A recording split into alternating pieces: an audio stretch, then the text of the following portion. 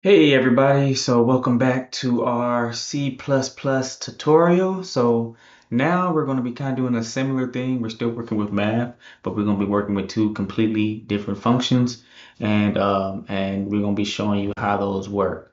So now we're going to be working with factorial and power functions. So if you're new to coding, just like me, don't get nervous. I'm gonna kind of walk you through this so that way it makes somewhat more sense, right? So here is our full code here, that I've typed out. Um, and as you can see, we have our factorial function here at the top, then we have our power function here at the bottom. And what we're going to be doing is computing the expression, which was a word problem, which is 5 factorial plus 4 factorial cubed. So I'm gonna walk you through that step by step. So we have our initial factorial function. This function pretty much just calculates the factorial of a number. So in math, factorial just simply means multiplying a number by every positive number that's beneath it. So let's just, for example, you have factorial of 7. So if you have factorial of 7, you're going to multiply by every number, positive number underneath it. So that'd be, 7 times 6 times 5 times 4 times 3 times 2, and so on and so forth. And we're going to apply that same thing here. So, as it shows, it'll be, a factorial, like I told you at the beginning, it'll be a factorial of 5, which is just 5 times 4 times 3 times 2 times 1. And then you'll get your answer, which is, equal to 120 when you do calculate it. We use recursion here. That just means that the function calls itself. So if, here, if n is less than or equal to 1, then it's just going to return 1. Otherwise, we'll just multiply n by the factorial of n minus 1. And then this just keeps going until it hits a base case, right? All right. And that just explains our first function. So our second function here is power, is a power function. So this is just, calculating a number raised to an exponent.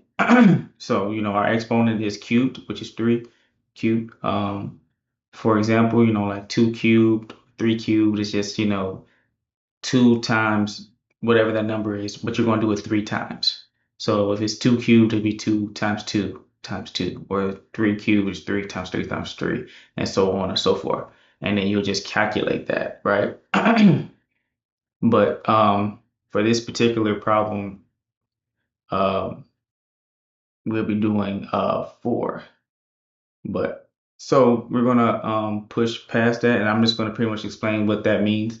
So again, we're gonna use recursion in this particular function. So if the exponent is less than or equal to 0, or just equal to 0, we will return 1.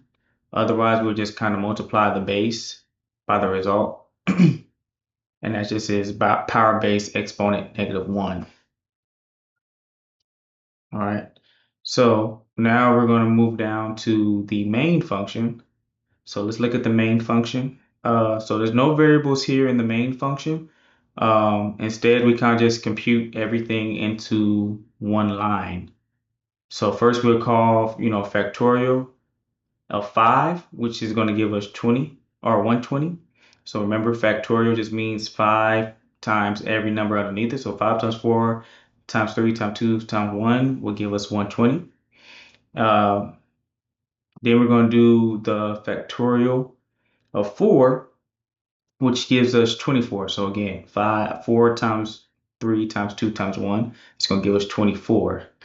And then you will add them together, that 120 plus, 24, which gives us 144, right? Then we're going to raise it by the power. We're going to raise it to the power of 3, or cubed, using this power function underneath here. That's pretty much what this function is completely doing. And that's going to pretty much be, like I explained what power is, it's going to be, the same number multiplied 3 times. So for this instance, it'll be 144. So it's 144 times 144 times 144, which is going to be equal to 2,985,984. So once we run this program, it's going to calculate all of that for us. So all I will do up here after you finish computing and typing in your code, you'll press run up here and it should compute the same number that I just told you, which is 2,985,984. And that will be pretty much our result um, for this particular code. So yeah, that's pretty much how you pretty much do these problems, and how you would, use particular functions to solve certain problems. And so for this case, we use our factorial function and our power function. So I hope this helped you guys out. Thanks. Bye.